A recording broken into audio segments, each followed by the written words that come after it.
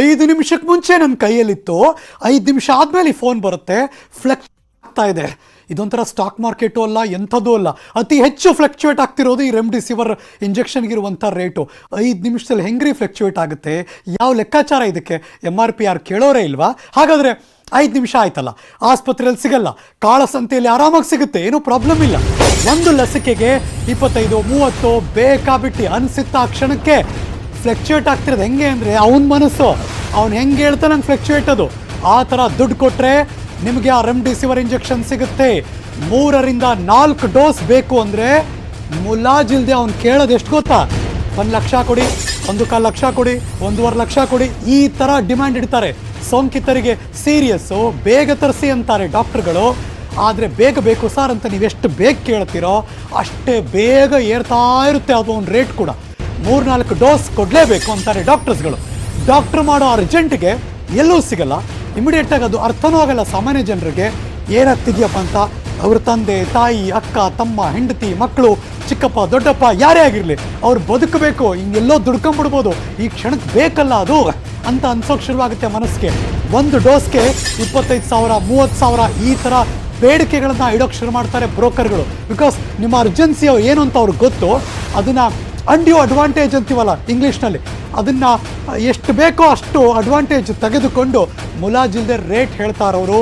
ಆ ಸಾಕ್ಷ್ಯವನ್ನು ನಿಮ್ಮ ಮುಂದೆ ಬಿಚ್ಚಿಡ್ತಾ ಇದೆ ನ್ಯೂಸ್ 18 ಕನ್ನಡ ಎಕ್ಸ್ಕ್ಲೂಸಿವ್ ಆಡಿಯೋ. ಇನ್ನೊಂದ್ಸರಿ ನೀವು ಕೇಳ್ಕೊಂಬನ್ನಿ. ಹಲೋ, ಸರ್ ಈಗ ಒಂದು 10-15 ಮಿನಿಟ್ಸ್ ಹಿಂದೆ ಮಾಡಿದ್ದೀವಿ. ಸರ್ ಅದು 22,000 ರೂಪೀಸ್ ಹೇಳ್ತಾರೆ ಸರ್. ಒಂದು ಇಂಜೆಕ್ಷನ್ 22,000 ಆಗುತ್ತೆ ಸರ್. ಏನ್ ಕಡಿಮೆ ಆಗುತ್ತೆ ಸರ್? 25 ಇದೆ. ನಾನು ಯಾವಾಗಿಂದನೂ ತಗೊಂಡ್ರೆ ನನಗೆ ಗೊತ್ತಿದೆ, ಅದಕ್ಕೋಸ್ಕರ 25-30 ಹೇಳ್ತಾ ಇದಾರೆ ಸರ್. ನನ್ only for me it is 22. ತುಂಬಾ ಕಷ್ಟ ಇದೆ ಸರ್, ಇಂಜೆಕ್ಷನ್ ಸಿಗೋದೇ ಕಷ್ಟ ಇದೆ ಸರ್.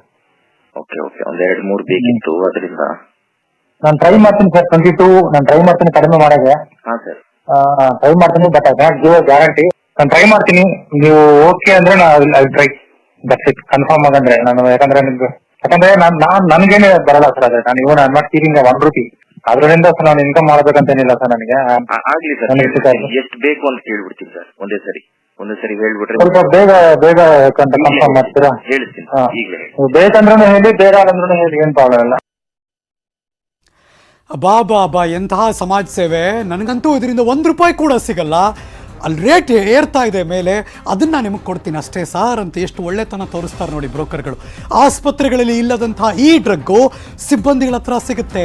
ಹೆಂಗೆ ಸಿಗುತ್ತೆ, ಎಷ್ಟು ಬೇಕು ಡ್ರಗ್ಗು ಅನ್ನುವ ಡ್ರಗ್ ಬ್ರೋಕರ್ ಬೆಂಗಳೂರಿನ ಬಹುತೇಕ ಖಾಸಗಿ ಆಸ್ಪತ್ರೆಗಳಲ್ಲಿ ಈ ದಂಧೆ ನಡೀತಾ ಇದೆ. ನರ್ಸ್, ಆಯಾ ವೈದ್ಯರು ಇದರಲ್ಲಿ ಭಾಗಿಯಾಗಿದ್ದಾರೆ. ಬರ್ತಾ ಇದೆ ಬ್ರೇಕಿಂಗ್ ನ್ಯೂಸ್ ನಂಬರ್ 3.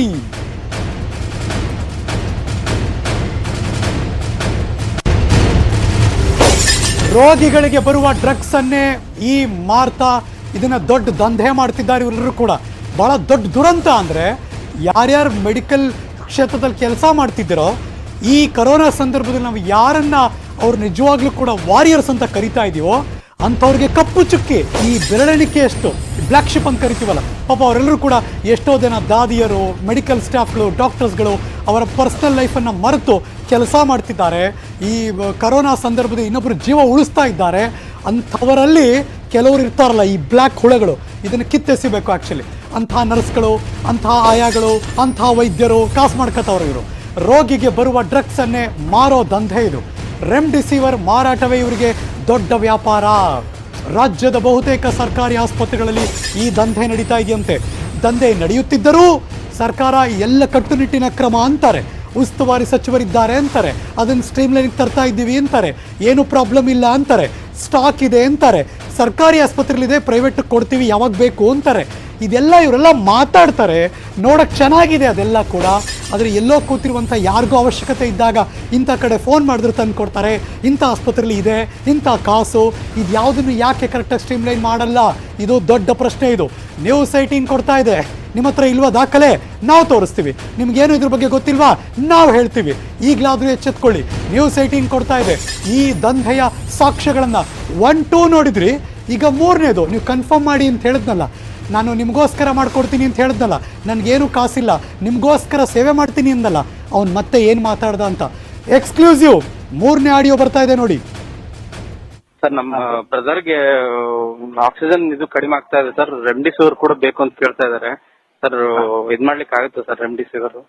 ಅವರು ಬರ್ಕೊಡ್ತೀನಿ, ಚೀಟಿ ಬರ್ಕೊಡ್ತೀನಿ ಅಂತಿದ್ದಾರೆ ಸರ್, ಸಂಡೇ ಅಂತಿದ್ದಾರೆ ಸರ್.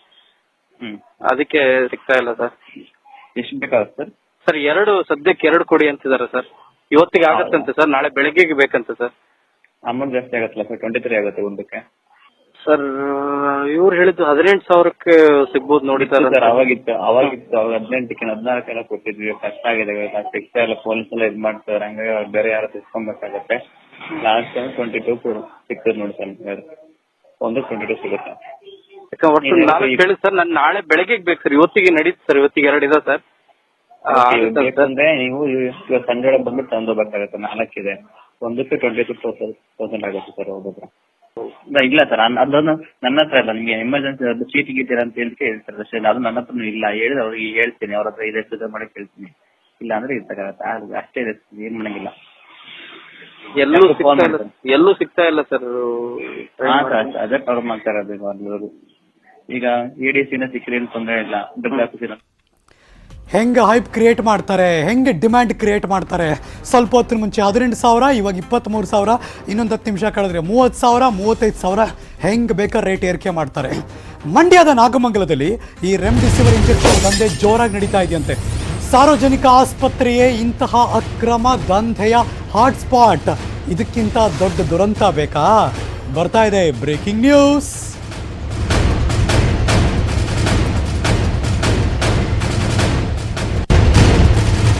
ಸೋಂಕಿತರ ರೆಮ್ಡಿಸಿವಿರ್ ಇಂಜೆಕ್ಷನ್ ಕಾಳಸಂತೆಯಲ್ಲಿ ಮಾರಾಟ ಆಗ್ತಾ ಇದೆ.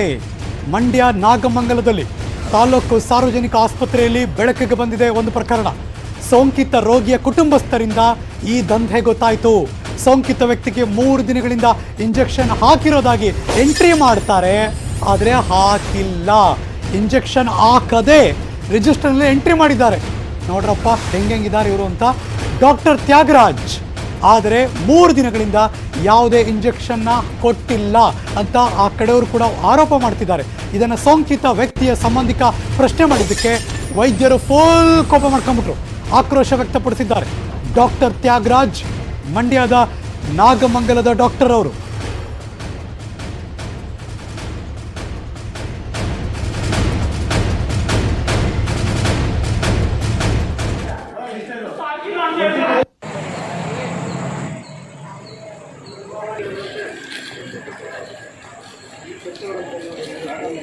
ನಾವೇನು ಒಂದು ಕೈ ಮಾಡಕ್ ಹೋಗಿಲ್ಲ, ಯಾವ್ದು